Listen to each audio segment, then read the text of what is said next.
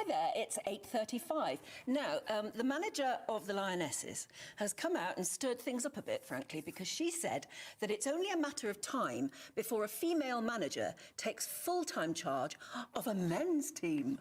What a shock. Horror. We got a flavour for full-time female management in the men's game when Hannah Dingley took the reins at Forest Green in pre-season. But should it happen again? Well, on one side of the debate, we've got football journalist Megan Garbett, who says the women's game has grown massively over the years, and the quality of the coaching has too. Yes, but social media star and feminism critic Pearl Davies thinks female appointments are often more political than earned, and they both join us now. Good morning to you, Pearl. What's wrong with this?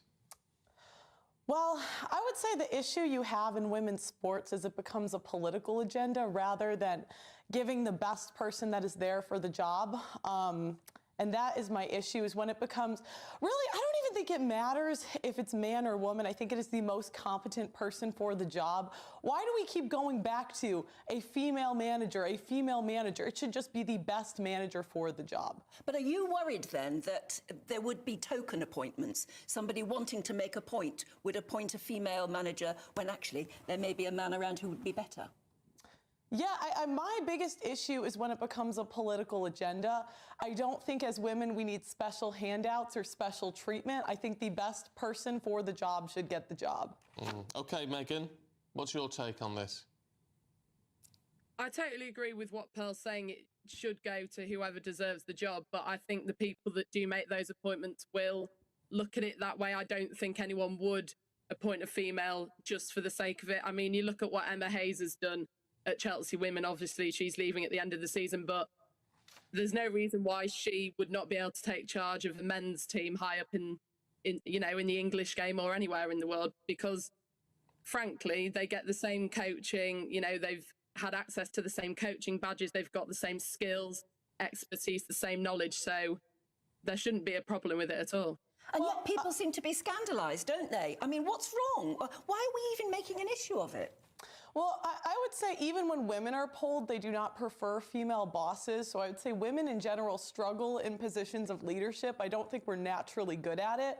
I do think there are exceptions to the rule, as there are in anything, but I do see it being a political agenda where they do not put the best women or they do not put the best person in the position. They just put women in because they're women. Why do you think, Pearl, that women are not natural leaders? I just think there are things that women are naturally good at and men are naturally good at. Women just tend to be more agreeable, and the trait disagreeability tends to be better for, men tend to be more that way, where women tend to be more agreeable. You've forgotten Margaret Thatcher and Liz Truss and various other prime ministers we've Well, had. if you want to look at women in positions of political power, they're actually more violent and more willing to wage war. So I actually think that women do struggle in positions of political power as well. For example, your shortest prime minister ever here was a woman. Megan, what's your take on whether women can... Do women have the same ability to lead a team? And particularly, I guess, when you're talking about leading a team of sort of young and, I suppose, a little bit bolshy men on a football team? I mean, look, we know football has been a male-dominated sport for so long, and that, that should not be the case anymore. It should be equal.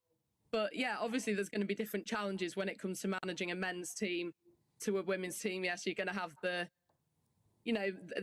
men want to make a name for themselves individually as well as a team. So you have got to manage those, those different attitudes in the team. But there isn't any reason that people like Serena Wiegman or Emma Hayes or other women managers, there's no reason they can't do that.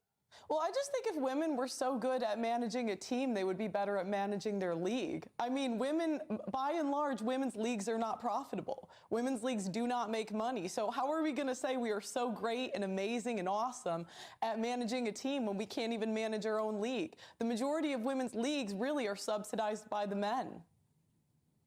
I think the WSL is creating so much revenue at the minute, and even women's football in America is, really equal to the men's game as well. I think it's not equal at all. It's making if you look at profits, it's not even close. It's not equal. But in terms of the people that are watching the game and, you know, spending money on the game, you know, it's making so much money to what it was, you know, even 5 years ago. And I don't see that there's any issue. Compared to, yeah, if it's unprofitable, and that's again, which goes back to the problem, women's sports don't tend to make money. If they do tend to make money, it tends to be they're monetizing sexuality in some way. But really, by and large, women's sports do not make money. And I've really seen this become a political issue over the years where the women will cry and whine and bitch and moan about their pay. When really, by and large, women do not deserve more money because they do not make what the men make. And it becomes a political issue where we want more money for less work. And I can't stand it. I'm a female athlete. I've been in athletics for 16 years. And I'm really sick of it becoming a handout off. Who can get the most handouts? Really, I think if women want more money and they want to be in these positions, we wouldn't have to keep saying we need females in these positions. They would just be in those positions. We need competent people. There is a shortage of competent people in the world. If you are competent, you will get the role. And women want special handouts and treatments, and we're even doing a whole segment on female managers. What does that tell us? That we're not competent enough in general to get the roles. I think obviously we know that the men's game in football and in other sports do produce more revenue, but that doesn't mean the women's game doesn't produce revenue. You just look at the WSL in England and the men's grounds are being used to house the women's games now, and they're selling out those grounds. And that's just showing how far the game is coming. And I think, you know, it is a matter of time before someone breaks that barrier and will manage a men's team high up. By and large, women's sports operate at a loss. The WNBA operates at a loss. College athletics, women's college athletics, it's subsidized by male athletics. By and large, women's sports operates at a loss just because maybe you could point to one small league somewhere or one league, which really, by and large, I don't know 5 female footballers.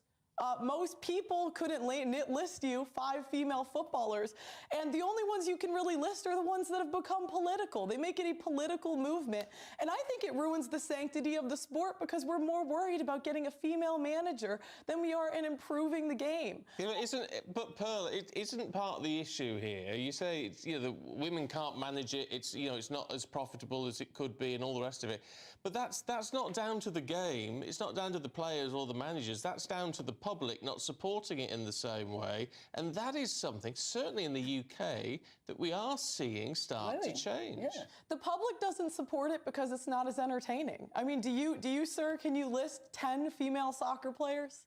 Well, no, but no, I couldn't. Exactly. No, that's my point. No, but support us. No, I couldn't. Support us, please. No, I couldn't. That's my point. That's my point. No. Because it's not entertaining. That's a mute. Yes. That's a mute point because I couldn't name 10 male players. So yeah, you know, here's the thing. I don't even watch soccer, but you know, really, by and large, I could tell you more male players than female players because the males are more entertaining. And my thing is, ladies, if you want people to watch, be more entertaining, and then you will get more viewers. Stop shaming the viewers. If a product is not selling, you don't go to the market and say, you bad customers, you're just not supporting my product. You improve the product. So I say improve the level of the game, be more entertaining, and then people will watch. Okay, and Megan, if you're not willing to do that, stop crying to me about it. Megan, last word from you.